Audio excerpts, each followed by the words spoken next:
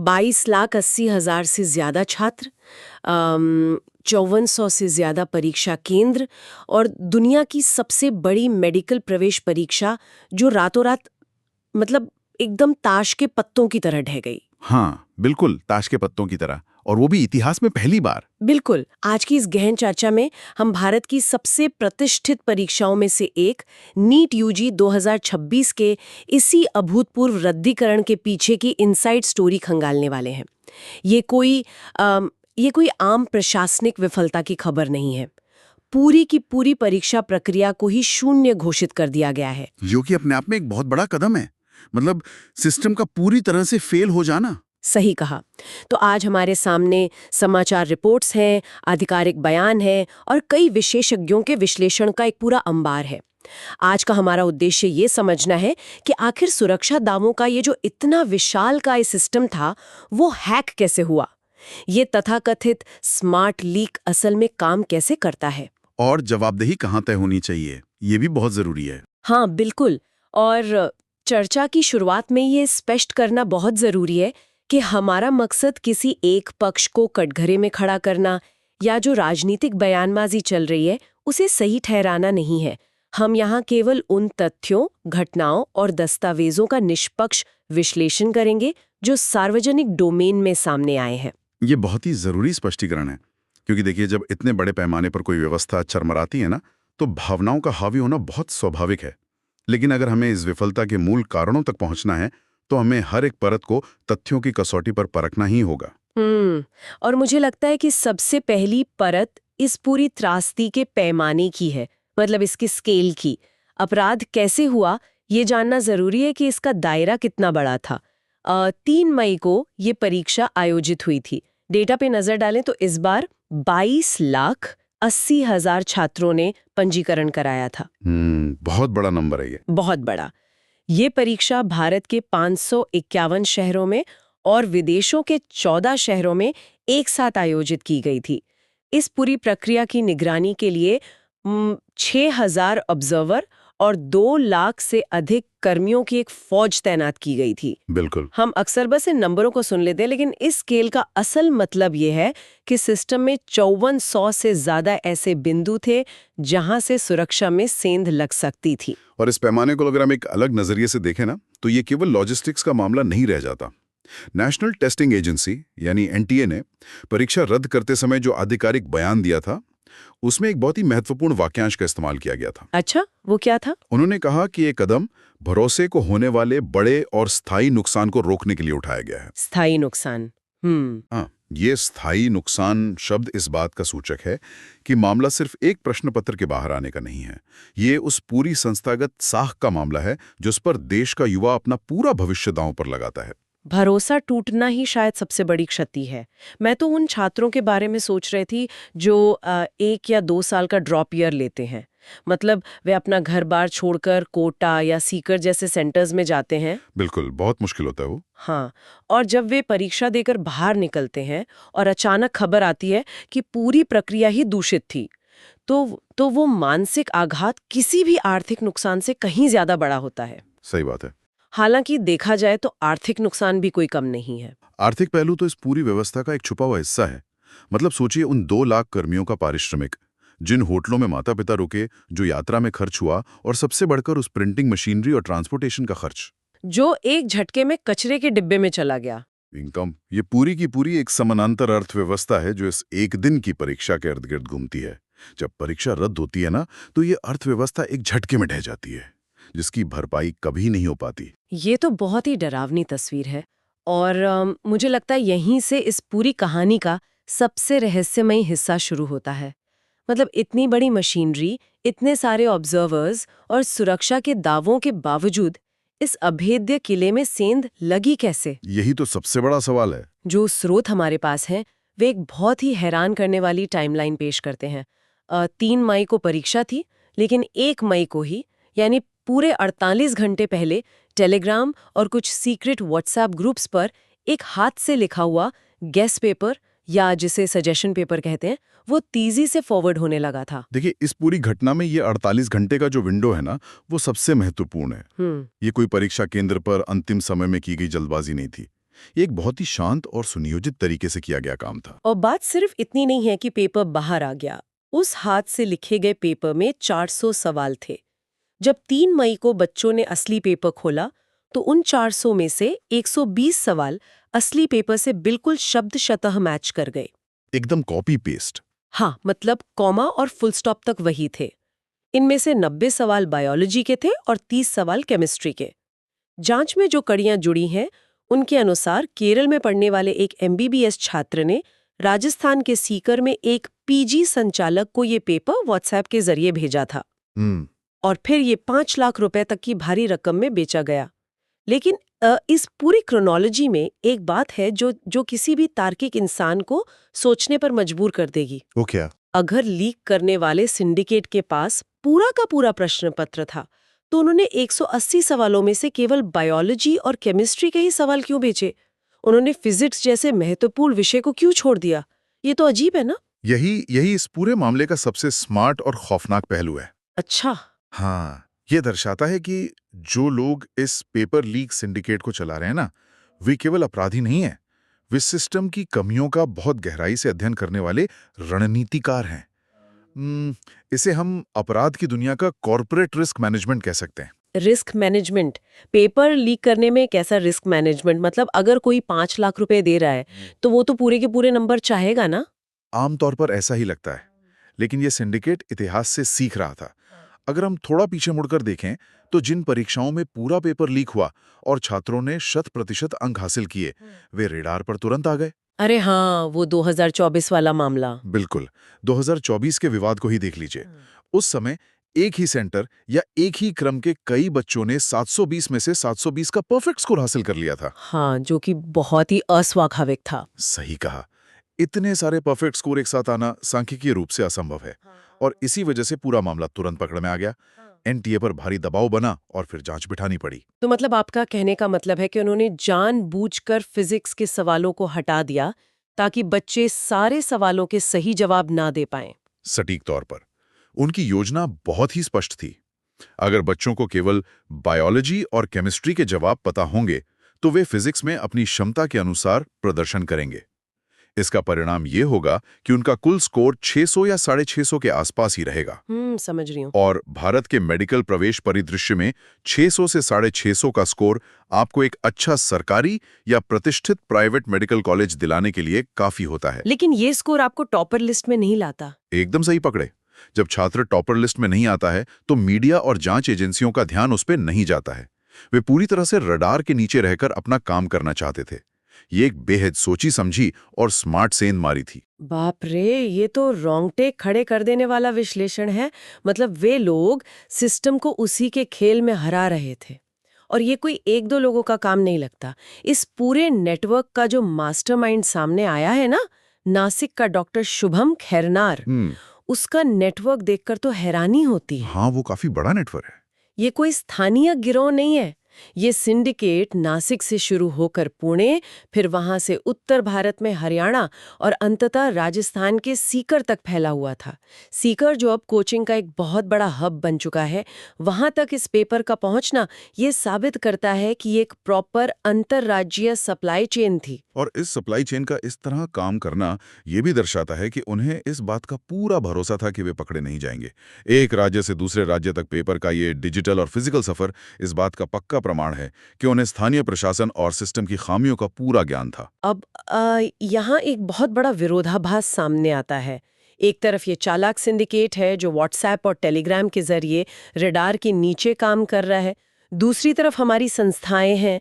इतनी आसानी से ये सब हो गया तो ये सवाल उठना बहुत स्वाभाविक है कि NTA के वो करोड़ों रुपए के कड़े सुरक्षा उपाय कहाँ गए? बिल्कुल। जो तकनीकें सिस्टम को अनहैक करने योग्य बनाने के लिए लगाई गई थी, वे कहाँ विफल हो गईं? देखिए, ये एक क्लासिक उदाहरण है कि कैसे तकनीक का दिखावा, जिसे अंग्रेजी में सिक्योरिटी थिएटर कहते हैं, वो असल सुरक्षा की गारंटी नहीं होता। हम जिन सुरक्षा उपायों की बात कर रहे हैं ना, उनका स्वरूप समझना बहुत जरूरी है। रिपोर्टों के अनुसार NTA ने बायोमेट्रिक चेकिंग, GPS ट्रैक वाली गाड़ियां जो प्रश्न पत्र लेके जाती हैं, परीक्षा केंद्रों पर 5G जैमर ताकि कोई इलेक्ट्रॉनिक उपकरण काम न कर सके, और यहाँ तक कि वाटरमार्क वाले पेपर जैसी अत्याधुनिक सुरक्षा व्यवस्था का दावा किया था। हाँ, ये लिस्ट तो काफी लंबी है। ये सब सुनने में ऐसा लगता है जैसे किसी अभेद्य किले की बात हो रही हो। लेकिन जब 1 मई को ही पेपर टेलीग्राम पर घूम रहा था तो 3 मई को सेंटर पर लगा 5G जैमर क्या ही उखाड़ लेगा। यही तो सबसे बड़ी विडंबना है। इसे एक उदाहरण से समझते हैं। ये कुछ ऐसा है कि आप एक बैंक से नकदी को एक बेहद सुरक्षित GPS ट्रैक्ड और बख्तरबंद ट्रक में भरकर ले जा रहे हैं। ठीक है। सुरक्षा कर्मियों के पास अत्याधुनिक हथियार भी हैं, लेकिन जिस वॉल्ट या तिजोरी में उस नकदी को रखा जाना है ना, वो कार्डबोर्ड की बनी हुई है। अरे बाप रे। NTA का सारा जोर परीक्षा केंद्र के अंदर की तकनीक पर था, जैमर, बायोमेट्रिक्स, CCTV। लेकिन प्रश्न पत्र के निर्माण से लेकर परीक्षा केंद्र तक पहुंचने की जो लंबी यात्रा है, वो अभी भी पूरी तरह से मानवीय हस्तक्षेप पर निर्भर है। ये ह्यूमन टच पॉइंट्स वाला एंगल काफी महत्वपूर्ण है।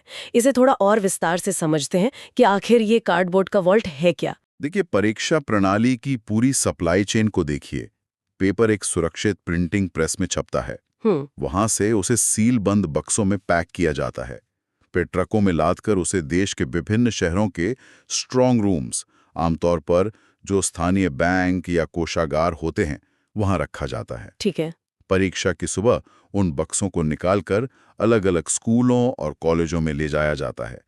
सेंटर पे पहुंचने के बाद उन ट्रंकों को खोला जाता है, बंडलों को अलग अलग कमरों में भेजा जाता है और अंत में एक इन्विजिलेटर उन्हें बच्चों के सामने खोलता है। बाप रे, ये तो बहुत लंबा प्रोसेस है। बिल्कुल।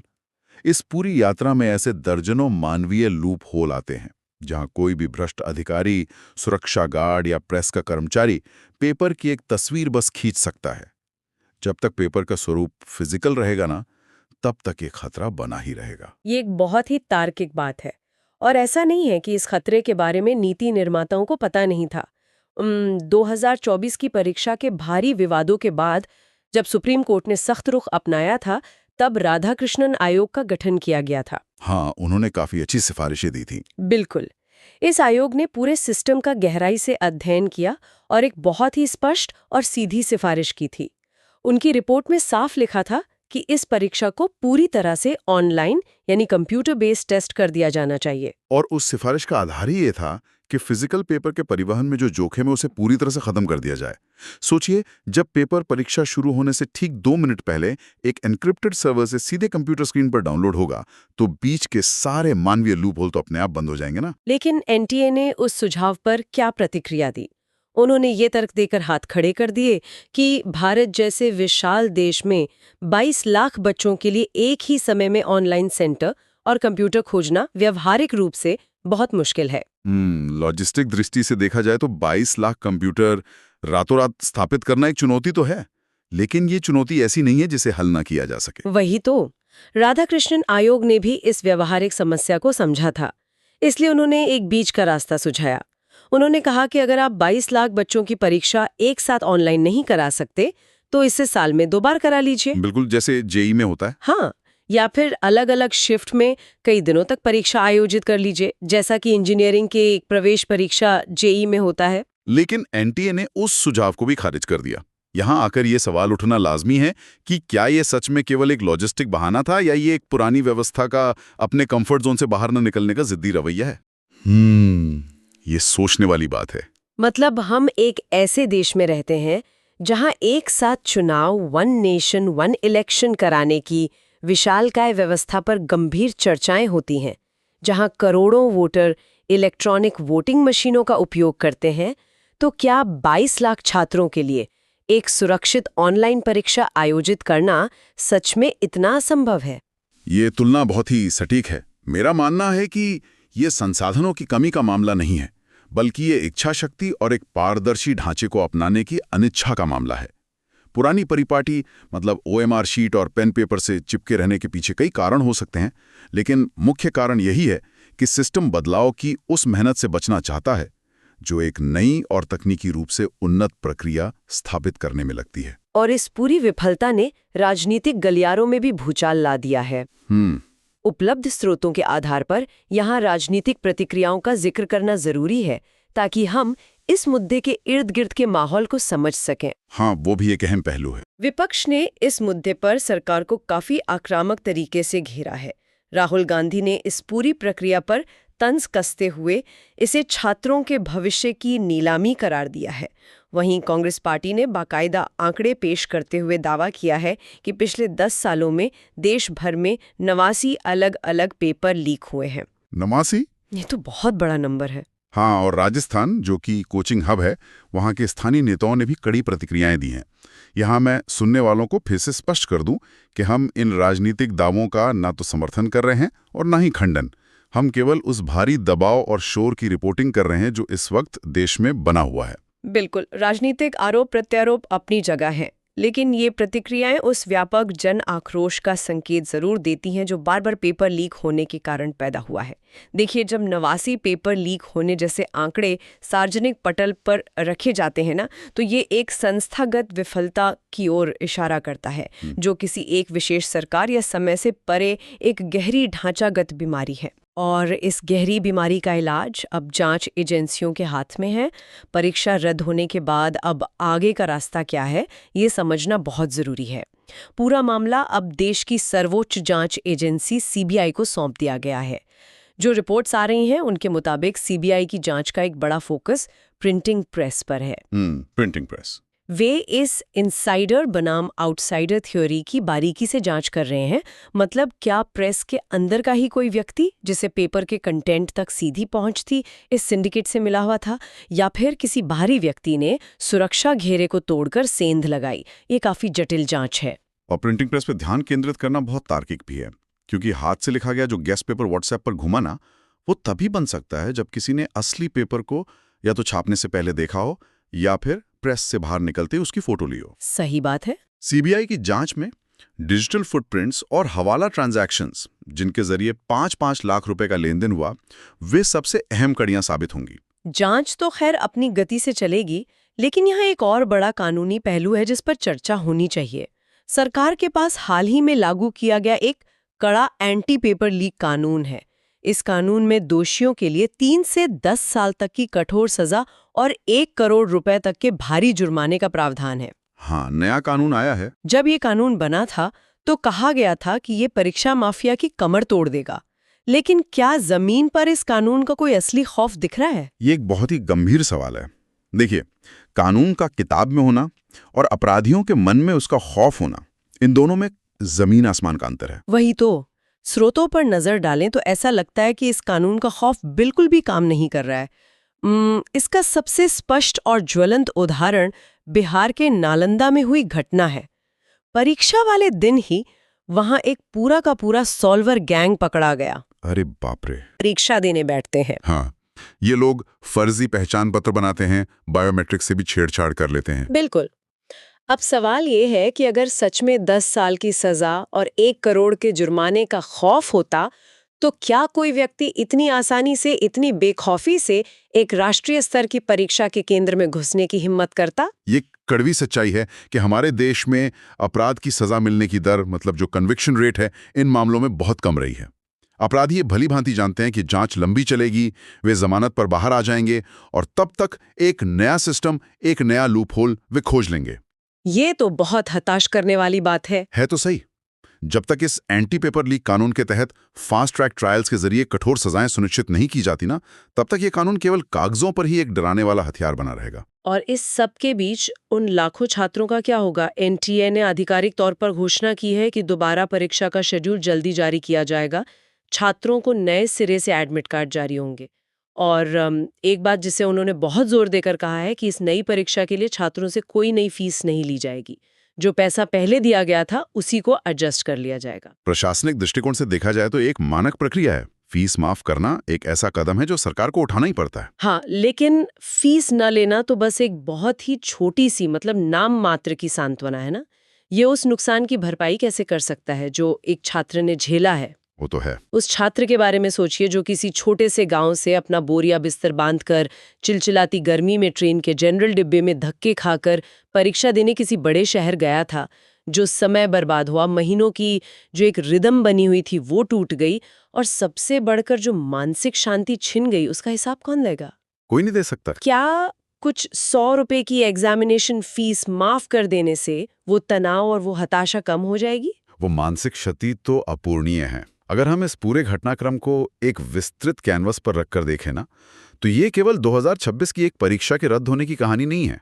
ये देश के पूरे परीक्षा ढांचे यानी एग्जामिनेशन फ्रेमवर्क में एक गहरे, संरचनात्मक और अस्तित्व के संकट की शुरुआत है। बिल्कुल। जब तक सिस्टम की जवाबदेही केवल कागजों पर तय होगी, तब तक ये संकट हर साल एक नए रूप में सामने आता रहेगा। ये तो एक ऐसा दुष्चक्र बन गया है जिसमें हर बार सिस्टम एक नया ताला लगाता है और माफिया उस ताले की एक नई चाबी बना लेता है। ऐसा इसलिए है क्योंकि हम उस मूल ढांचे को बदलने से कतरा रहे हैं जिसमें ये सेंधमारी हो रही है। जब तक तकनीक का सही इस्तेमाल सिर्फ दिखावे के लिए नहीं, बल्कि प्रक्रिया को जड़ से बदलने के लिए नहीं किया जाएगा, तब तक ये बिल्ली और चूहे का खेल चलता ही रहेगा। तो आज की इस गहन चर्चा को अगर हम समेटें तो हमने कई महत्वपूर्ण पहलुओं पे रोशनी डाली। हमने देखा कि कैसे 22,80,000 छात्रों के भविष्य और उनके परिवारों के सपनों से जुड़ी ये इतनी बड़ी परीक्षा एक बहुत ही स्मार्ट, सोची समझी और सुनियोजित रणनीति का शिकार हो गई।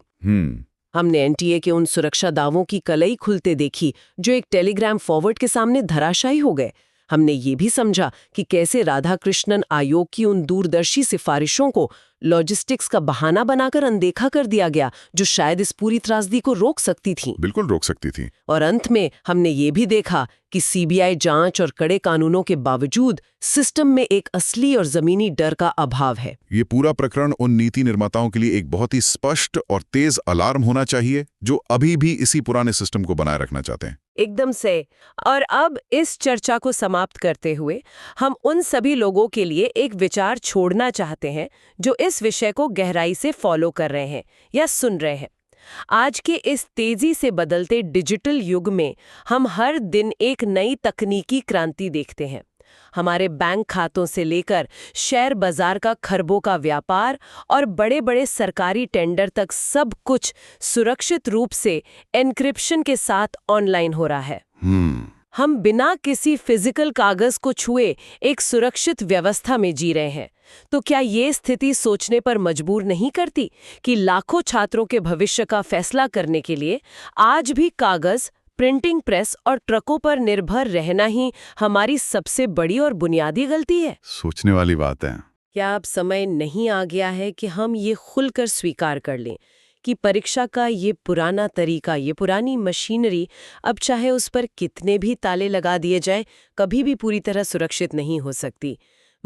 शायद अब समय आ गया है कि इस पुराने सिस्टम पर बैंडेड लगाने के बजाय हम इस पूरी प्रक्रिया को जड़ से उखाड़ें और एक ऐसा नया सिस्टम बनाएं जो 21वीं सदी की चुनौतियों का सामना कर सके। बिल्कुल। आज की चर्चा में बस इतना ही। इन सवालों पर विचार जरूर कीजिएगा। अगली बार किसी नए रहस्यमयी और गहरे विषय के साथ फिर जुड़ेंगे। नमस्कार।